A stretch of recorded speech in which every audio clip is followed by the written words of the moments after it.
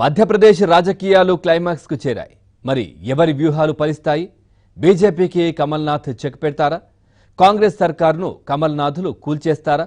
ఇప్పుడు ఇవే ప్రశ్నలు దేశ రాజకీయాల్లో హాట్ టాపిక్ గా మారాయి. అయితే ఎవరి అంచనాలతో వారు ధీమాగా ఉన్నారు?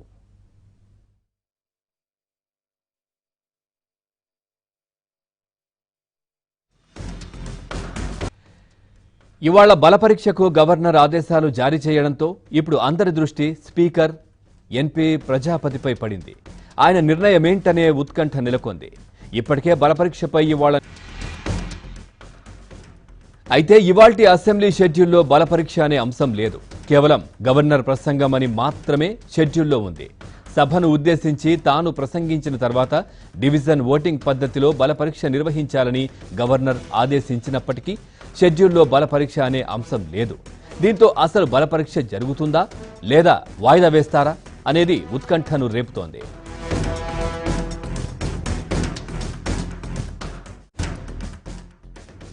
మరోవైపు బలపరీక్ష నేపథ్యంలో మధ్యప్రదేశ్ రాజకీయాలు మరింత వేడెక్కాయి.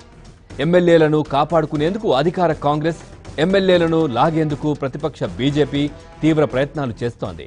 ఇరు పార్టీలు క్యాంపు రాజకీయాలు నడుపుతున్నాయి. ఇప్పటి వరకు రాజస్థాన్లోని జైపూర్ నగరంలోని ఒక రిసార్ట్స్లో ఉన్న కాంగ్రెస్ ఎమ్మెల్యేలను ఆ పార్టీ భోపాల్లోని హోటల్కు తరలించింది. కాంగ్రెస్ పార్టీ రెబెల్ ఎమ్మెల్యేలను గల్ఫ్ షేర్ క్లబ్ హోటల్ నుంచి యలహంకలోని రమదా హోటల్కు తరలించారు. రెబెల్ ఎమ్మెల్యేల్లో పలువురు తమ రాజీనామాలను వెనక్కి తీసుకునే అవకాశం ఉందని కాంగ్రెస్ భావిస్తోంది. 109 స్థానాల్లోనూ గెలిచాయి. బీజేపీకి చెందిన 2 ఎమ్మెల్యేలు అనారోగ్య కారణాలతో మరణించగా ఆ సంఖ్య 107కు చేరింది. స్వతంత్రులు, ఎస్పీ, బీఎస్పీకి చెందిన ఎమ్మెల్యేల మద్దతుతో కాంగ్రెస్ రాష్ట్రంలో ప్రభుత్వాన్ని ఏర్పాటు చేసింది. తాజాగా 6 ఎమ్మెల్యేల రాజీనామా ఆమోదంతో మ్యాజిక్ ఫిగర్ 112కు చేరింది.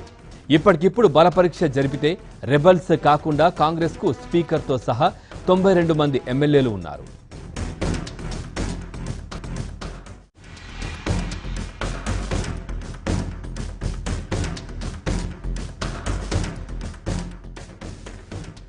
ఒకవేళ కాంగ్రెస్ రెబల్ ఎమ్మెల్యేల అందరి రాజీనామాలు ఆమోదం పొందితే మ్యాజిక్ ఫిగర్ 104కు చేరుకుంటుంది. అదే సమయంలో కాంగ్రెస్ కూడా తగ్గిన సంఖ్యా బలం కోల్పోతుంది. దీంతో 107 మంది సభ్యుల బలం కలిగిన బీజేపీ అధికారం చేపట్టే అవకాశం ఉంది.